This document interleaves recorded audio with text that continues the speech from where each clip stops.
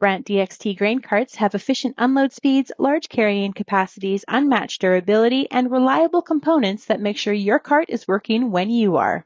Lead the field with DXT grain carts from Brant. Visit your local Brant dealer for more information.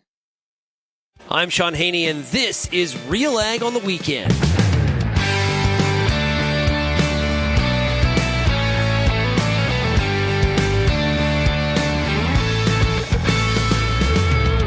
Let's get real and get connected with the week that was in Canadian agriculture. RealAg on the Weekend starts now. Welcome, everybody, to RealAg on the Weekend. I'm your host, Shaun Haney of RealAgriculture.com. And I hope you had yourself a great week. And we're at the back end of July. Yes, when we get together next week, we're going to be talking about August. August, everybody. No, I was just going to say, no, thank you. This year, the year of 2025 has not slowed down. It has moved at an epic pace. Now, I don't know if that's just me, but a lot of the people I talk to kind of have the same sort of feeling. Now, for those of us that are in the news every week, it really feels that way because it is not slowed down whatsoever. And this week was a really good example of that. We're seeing trade deals the U.S. is negotiating or working on. Of course, Canada's still looking to have some sort of agreement with the U.S. before that August 1st deadline, before it faces pretty significant broad blanket tariffs. This has been 2025. It's for those of us in the media business, it is a gift in many ways. Okay, today we're going to hear from Minister Heath MacDonald. He's the Minister of Agriculture and Agri-Food in Canada. He is your federal ag minister. He is based out of PEI, and a lot of different things to discuss with him post FPT meeting from last week. Of course, we have the FPT meeting coming up here in September, the in-person one. We'll talk to him about that, and as well as some other things that are happening, of course, in his orbit. We're also going to hear today from Chris McKee with NCIAF about some initiatives in Indigenous agriculture in Canada. Kelvin Hepner had a chance to catch up with Chris last week. And we're also going to hear about AgSmart. That's happening in Olds, Alberta next week. Yes. So very, very cool. It is, it's been going on for a number of years and they continue to improve it. Olds College does a great job with AgSmart. So looking forward to hearing all about that event happening next week. Now, if you have any feedback on today's show, you can definitely send me an email, shaney@realagriculture.com, or, of course, call that RealAg feedback line. That number is 855-776-6147. Okay, let's get to the first part of my conversation with the Honorable Heath MacDonald. He is the Federal Minister of Agriculture and Agri-Food in Canada. Here's the conversation. Yeah, great to be here, Shaun. Okay, so I guess let's start with last week and this virtual FPT meeting that was held. Of course, the in-person was canceled due to the wildfire situation in Manitoba. Do you feel that with the changes to 2025 and some of the discussions even going forward, were you satisfied with that meeting? I was, and I think I'd rather an in-person meeting, obviously, but, it is what it is. But I was very satisfied with it, and I think we all left on a very positive note, and we're looking forward to getting together in September. Those changes for 2025, is 2026 on the table as well for those changes, or are moving from 80 to 90 and the cap from 3 million to 6 million, are those a one-year thing, or is there a potential they roll over into future years?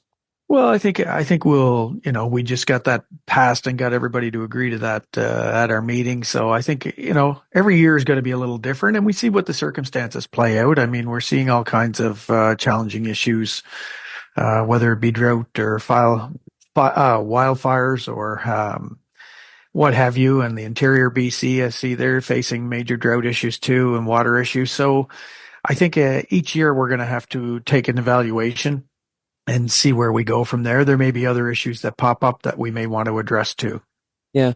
Well, I guess give us a little bit of a peek behind the curtain here. Of course, you're the Federal Minister of Agriculture, but this is an agreement working in collaboration and cooperation, cost share, an important part of that with the provincial ministers with the provinces. So what does that look like in the room? Is it a case of trying to find consensus amongst the group, or do some I guess, pods of ministers hold more court, so to speak, in regards to based on the number of acres and their financial contribution? How does it work to try to get to these kind of agreements?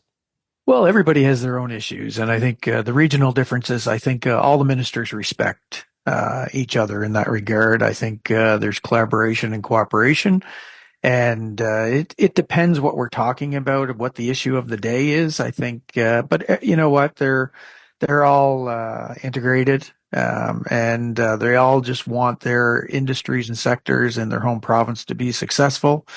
And yes, I think there's obviously, they have to go back and look at their budgets as well when we make these types of decisions. So I think that's important for me to recognize, and other ministers around the table to recognize that not everybody's in the same financial position. So they need, and timing plays a key part of that as well. So I think that's extremely important. But you know what, the cooperation from that meeting was, I thought, really good. It was my first one, obviously, but I don't have much to measure on. But if they're all like that, Shaun, I'd be pretty happy.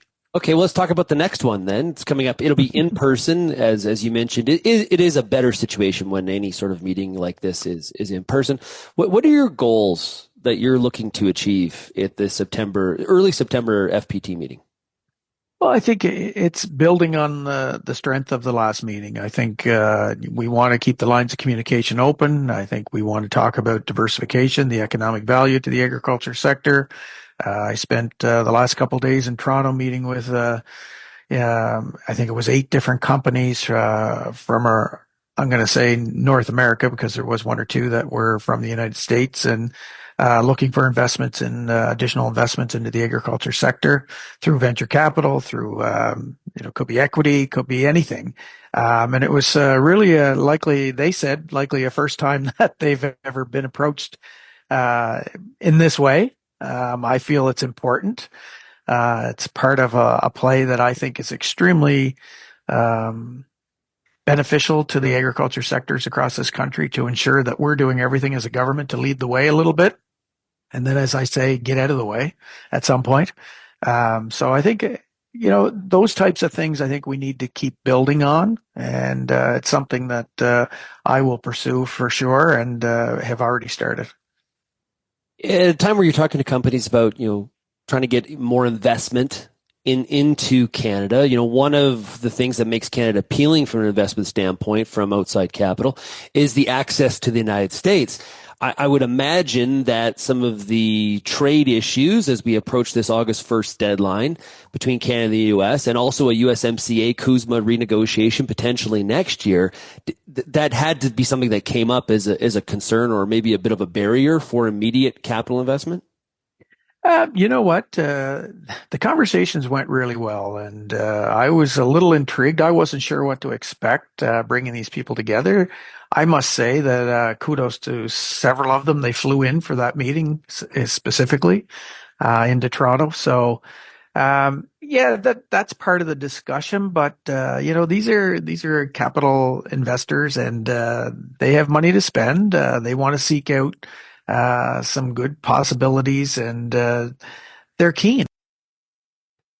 You're listening to RealAg on the Weekend, and we're talking here today to the Minister of Agriculture and Agri-Food, the Honourable Heath MacDonald out of Prince Edward Island. We'll continue this conversation when we come back. You're listening to RealAg on the Weekend with Shaun Haney of RealAgriculture.com. Your co-op grow team are your local experts, because we live here too. Our agronomic specialists stay up to date with the latest research and technology to help support your entire farm operation. Co-op, we're all growing together. Here for your farm, here for your family. Hi, I'm Bernard Tobin, host of the Soybean School on RealAgriculture.com. Throughout the year, on the Soybean School, we'll bring you timely agronomic video content from planting to harvest, from the latest agronomic research to the latest in production technology. Check out our massive video library on YouTube, RealAgriculture.com, or download the audio podcast versions wherever you get your podcasts. The Soybean School is brought to you by Mazik Seeds and Lalamon Plant Care. If you're serious about agriculture, RealAg's got you covered. For over 10 years, we've listened to and shared what producers have to say about everything from policy to agronomy from coast to coast. Keep up with the latest in Canadian agriculture at RealAgriculture.com through daily newsletters and check out our YouTube channel. Thanks for joining us in the RealAg community as we continue to cover and serve North American agriculture.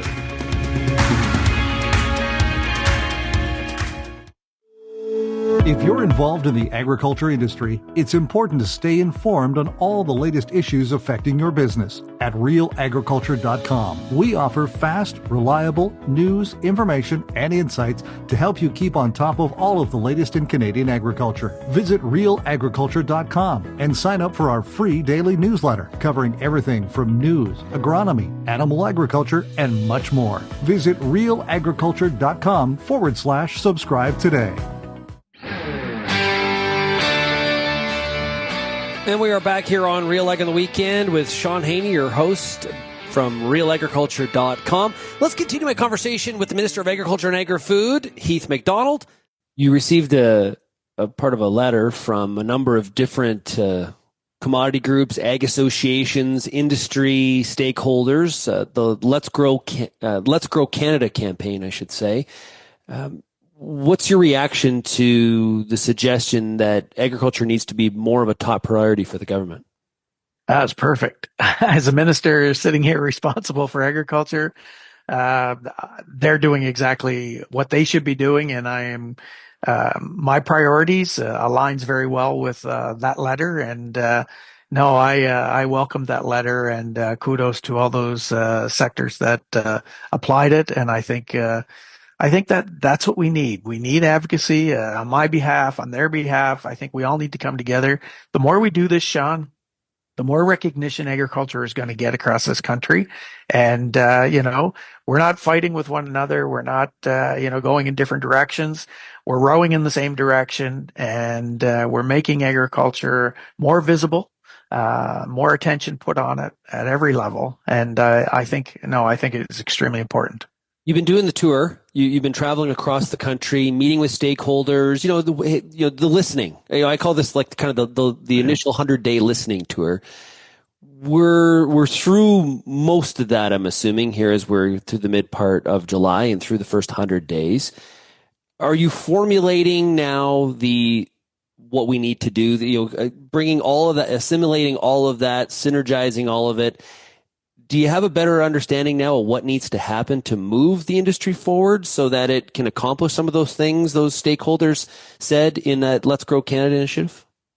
Yeah, I think so. It gives me a really good insight to the challenges that they're facing. And I always add the word opportunities because I think that's extremely important. And they tell me about different opportunities as well, whether it's market diversification, more technology, more investment, regulation impediments.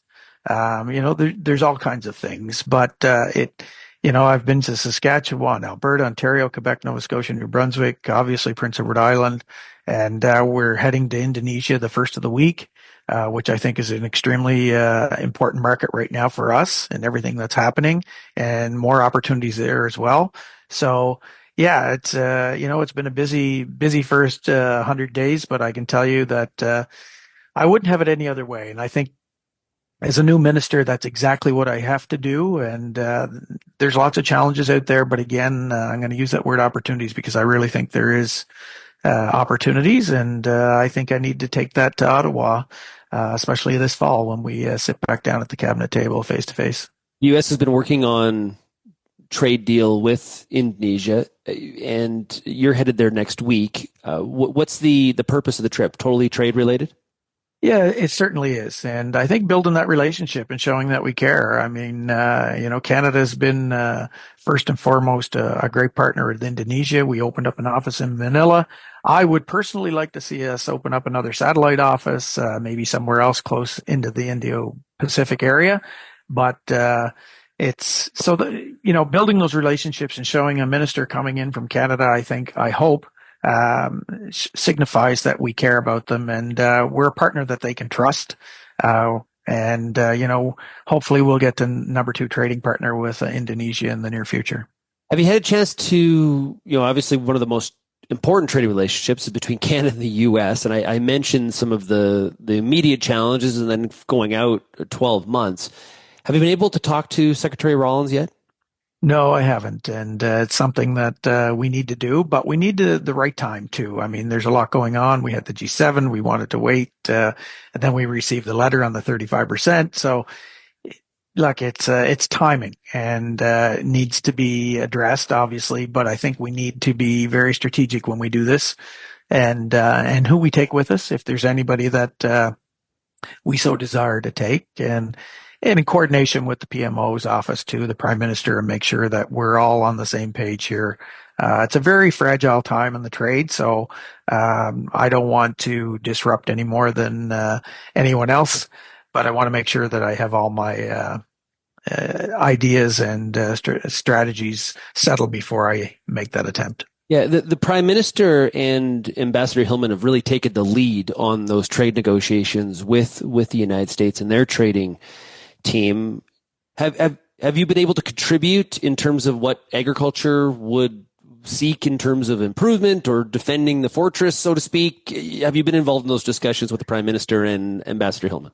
Yes, we're constantly involved in as far as conversations with the PMO office and the trade negotiators, their trade team through the PMO. So it's a constant. There's lots of balls in the air that they have to look after, obviously, but agriculture is certainly we know the priority of it and we know what they're talking about, and so hopefully we can get through this time and move on, because I think the opportunities for Canadian agriculture is certainly changed over the past couple of years. And I think there's, if there's a silver lining in everything that's happening, it's people coming together and working in the same direction.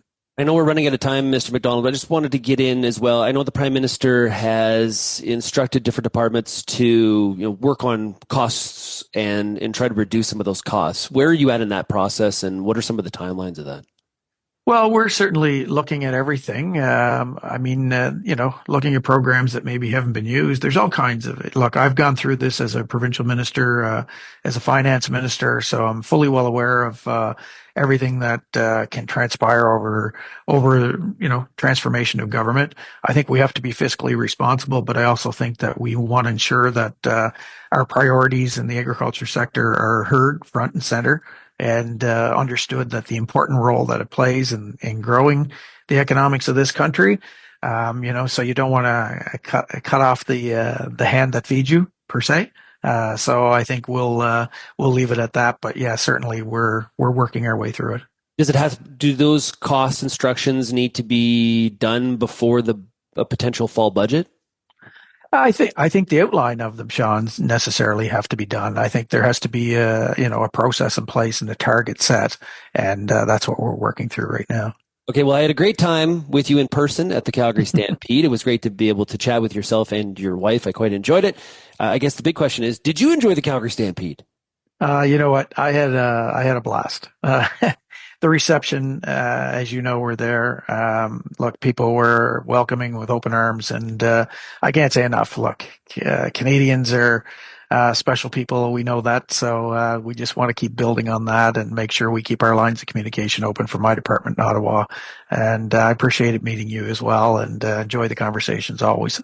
Great stuff. We've been chatting with the Minister of Agriculture and Agri-Food, the Honourable Heath MacDonald, based out of PEI. Mr. MacDonald, thank you so much for joining us here today on RealAg Radio, and look forward to our next chat. And great, good luck next week in Indonesia. Okay, thanks, Shaun. Take care. You just heard my discussion with Minister of Agriculture and Agri-Food, Heath MacDonald, and a lot of different takeaways there. I really wish that Mr. MacDonald and Secretary Rollins had I think there was something that was interesting pulled out of that for sure. We'll talk about some of the things that he said when we come back. You're listening to Real Ag on the Weekend with your host, Shaun Haney of RealAgriculture.com, back right after this. Black Earth offers a full suite of humic solutions, from high-purity granules to powder, liquid, and soluble formulations, all powered by pure Humulite. Trusted by growers worldwide from one of the world's rarest Humulite reserves. Grow stronger with the power of Black Earth Humulite. Learn more from mine to market by visiting blackearth.com.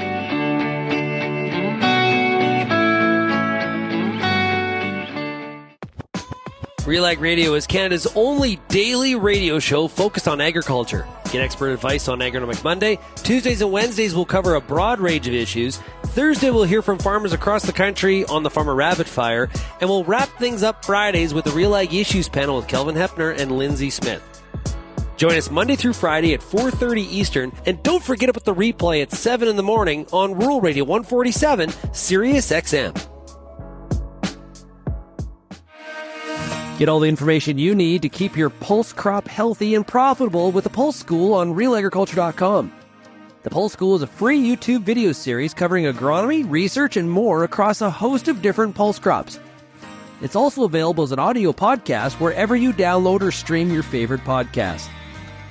Check us out on YouTube or visit RealAgriculture.com. The Pulse School, brought to you by BSF Canada.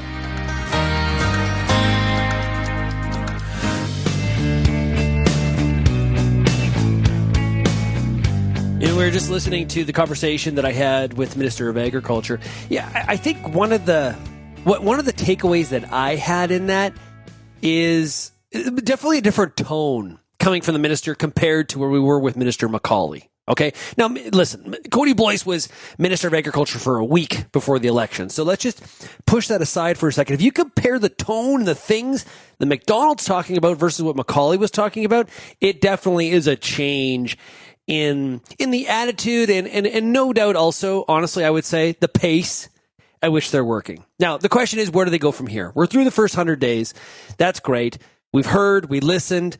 Now it's the what do we do? And I think the launch pad of that is definitely this FPT meeting coming up in September. But they got to do it, right? And so we'll see. We're definitely following this very closely. I do wish that Minister MacDonald and Secretary Rollins from USDA, I wish it would make sense to me if they had talked, at least in some form or fashion, during this first 100 days. A little bit strange to me. A little bit strange. But it took a while for Minister McCauley and Secretary Rollins to talk when she was first confirmed. What my takeaway here is, I think there's a little bit. This is sort of showing what the modus operandi is for the Carney government as it's dealing with the U.S. All communications being run through Ambassador Hillman and Prime Minister Carney. Nobody else. And Dominic LeBlanc is part of that too, of course.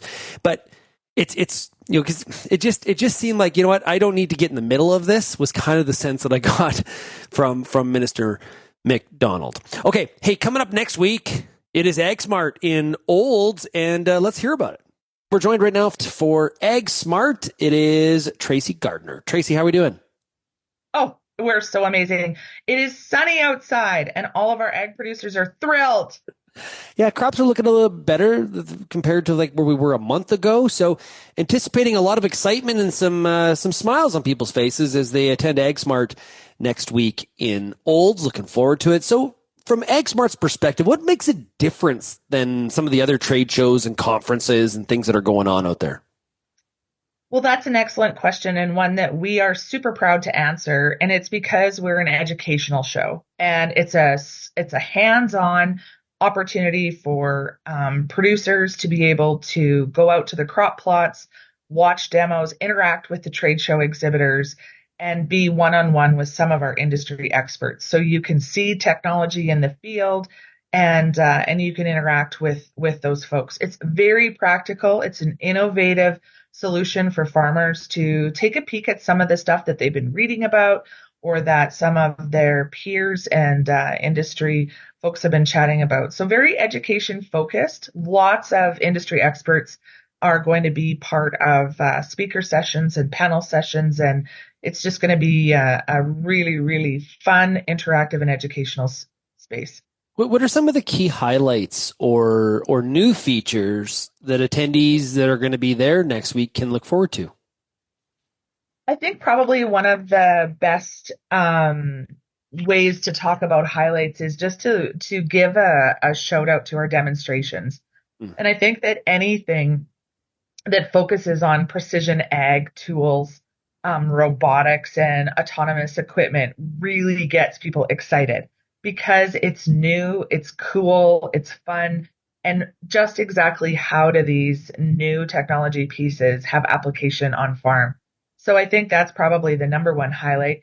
Also, the educational workshops is another piece, and some great soil testing stuff. Really cool things about livestock grazing and using different companies to showcase some of their products.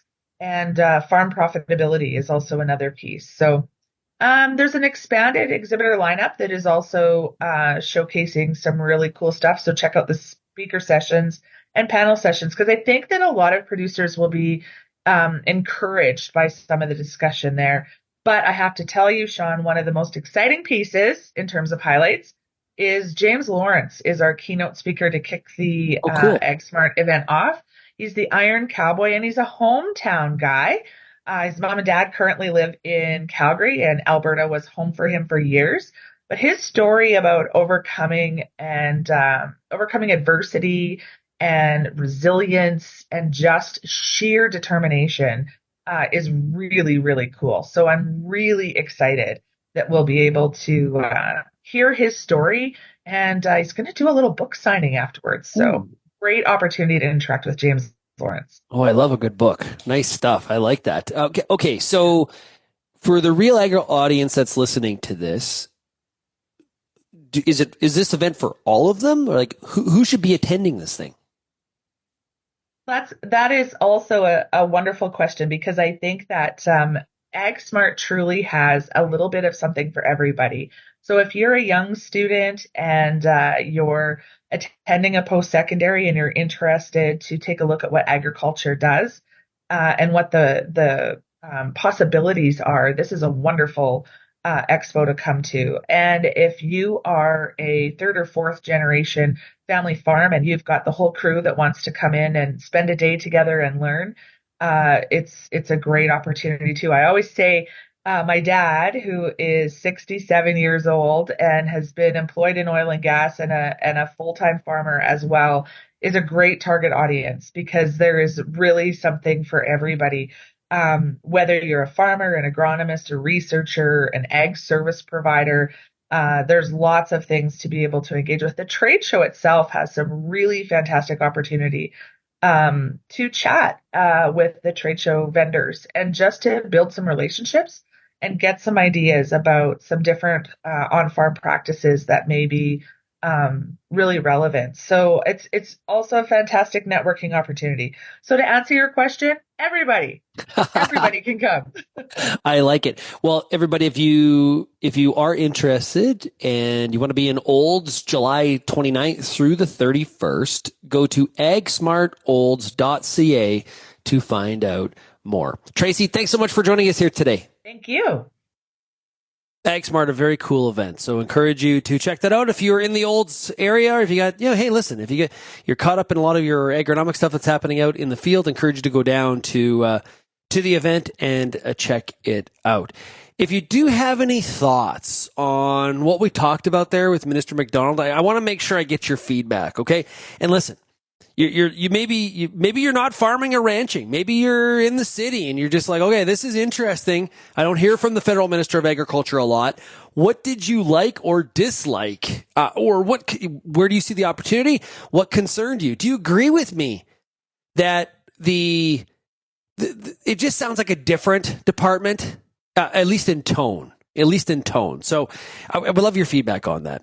Haney at RealAgriculture.com, or of course you can always call that RealAg feedback line 855-776-6147.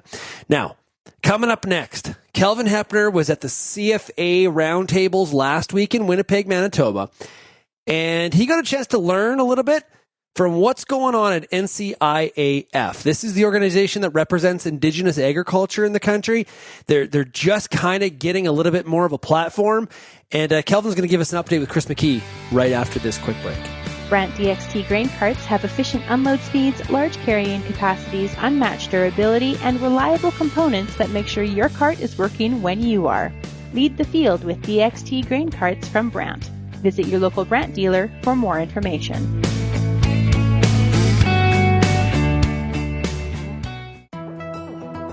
The Canola School on RealAgriculture.com is a video series that showcases the latest in canola research and production agronomy.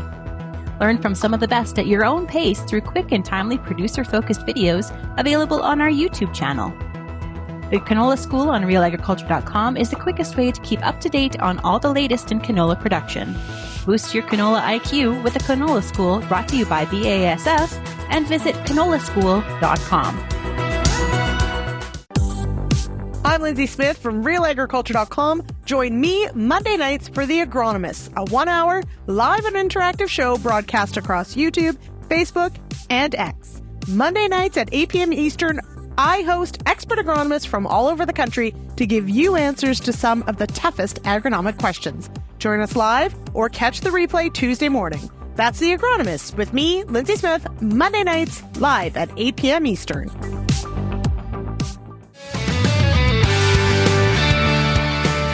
As I mentioned, Kelvin Hepner last week was at the CFA Roundtable, and he got a chance to talk to Chris McKee from the NCIAF. Find out what some of the things the organization is doing to represent and to promote some of the in the industry of Indigenous agriculture. So let's hear what Kelvin and Chris had to say. Pleased to be joined now by Chris McKee. He is the Senior Vice President of Business Development with the National Circle for Indigenous Agriculture and Food. Chris, bring us up to speed. What's been happening with your organization since the formation? Is it now a year and a half ago, about somewhere there? About a year and a half. So we really did the soft launch of the Future of Food 2 Januaries ago and really kicked off what it was going to look like through our funding partners and everything else. And in the last 16 to 18 months, we are engaging with all 645 First Nations that are interested in agriculture across the country, be it maple syrup, bison, crops, aquaculture, whatever that looks like and where they want to go with it. And we're really here to provide a white glove service just to accelerate and promote and enhance that area in agriculture and really close the gap on the marginalization that's happened for years. So we're 50 plus projects in the works right across Canada. We're hiring staff to get it up to speed and to be able to do those supports. But really at the end of the day, we provide a service with no charge to accelerate that industry and make sure that the Indigenous peoples, in collaboration with Western Primary Ag, because without the research and data analytics and generational knowledge, we have to walk together to figure out what this will look like. Are there certain common gaps that are coming to the forefront, or that you're certainly recognizing in terms of places, opportunities where your organization can step in? Yeah, a ton for sure. We have 3 pillars. I mean, it's, the capacity development is very huge. I mean, the generational knowledge that is in Western Primary Ag is hundreds of years of farmers that are learning from their dad and their grandpa, and it's passed down, and myself included. I can remember getting pulled out of bed at 2:30 in the morning by my dad telling me your arm's longer than mine and we got to pull a calf. So that was all learned behavior. Well, a lot of Indigenous communities, they don't have that generational knowledge to rely on. So the capacity building side and partnering with, Canadian Federation of Agriculture and other organizations that are under their umbrella to get that knowledge sharing that's in there. The other one is the business development side, where they may have access to land, but they don't know where to start or what to start it on. The business plan, the financing, the access to capital is a huge thing. The land that is across the country, there's 350 plus million acres that are Indigenous access lands, First Nations primarily, but they're all titled to the Crown. So they don't have the same access to capital as traditional farmers, and they don't, again, to the generational knowledge, don't have that access to dad and grandpa who already have equipment or any infrastructure that they can use as for that capital. So, and we all know in agriculture you need land, labor, and capital. Well, they got the labor force. It's there. They have the land base, and it's there for use. Now, how do we get the capital access and get the mentorship in place so that it is successful and sustainable? What are some of the next steps you see or hurdles that you'd like to see cleared when it comes to improving that access to capital? Well, I think if we can think of inventive ways, like we have the loan security programs that are out there that are securing financing and different options for these nations. Crop insurance is another example that because there's not a title, it's hard to get that coverage and the same support. The SCAP of suites, it's right across. Box 2 or 3 is $50,000 in farming income and expense. Nations don't file income tax, so they don't, right out of the gate, even just the verbiage that are in our programming to make it more inclusive so that someone looking at an application form feels like they fit in the picture. And in rooms like this, I mean, when we go to events and we're across this country and we're doing stuff, Indigenous people don't see themselves in this room. Right here to now, you have one visible Indigenous person, and that's our president and CEO in the room. So, and we're talking about, with that generational context, guys are buying multi-million-dollar pieces of equipment to put on a farm where a lot of nations are just looking to start out. It might be like me when I was a kid with a 1086 tractor that's the fit, but they don't see themselves in these conversations because we're talking millions and millions of dollars that are invested. It would be no different than me going into a place of worship that's not a mosque or something where I may not worship there, but do I feel comfortable when I'm the outlier in those conversations and rooms? Yeah, that kind of puts it in perspective. Do you see a need for advocacy in terms of policy change in this area, or is that something that you leave up to other organizations in terms of addressing some of these barriers? Yeah, I think like our role in the policy and legislative side is being that advocate, but also adding that voice to those conversations. The lobbyists, the people that are great at this, you know, the CFA, the organizations, they have that long-standing history on the Hill and they have those relationships. But in a lot of conversations, we don't have that Indigenous piece that's on it. So that would be, I would say, our role. Our biggest role right now is really just journeying alongside to build the capacity of those organizations that look to be different and to do different things and engage with those Indigenous communities, because there's a huge fear of approach and there's a fear of offending.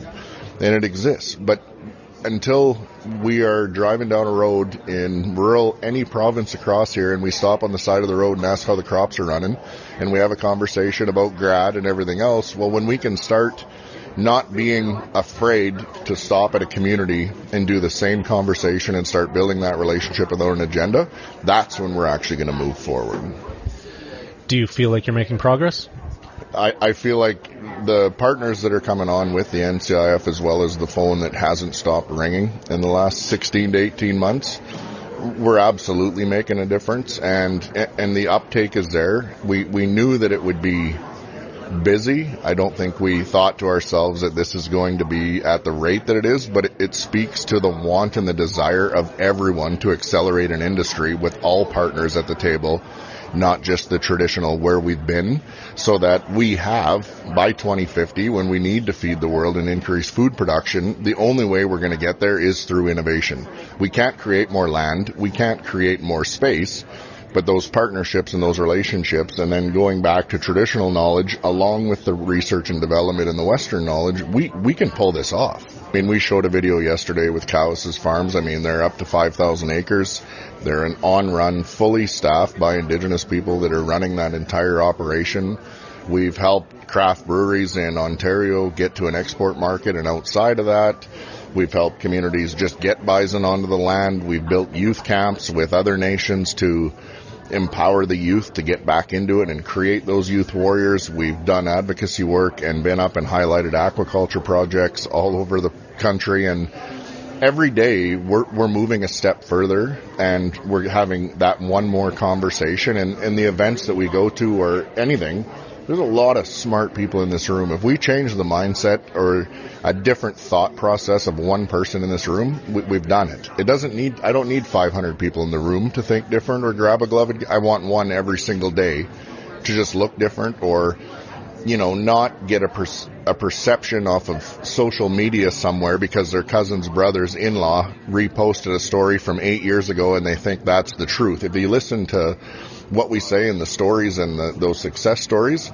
you make the choice when you walk away from here, but at least you took the time to educate yourself instead of just the telephone game that we play.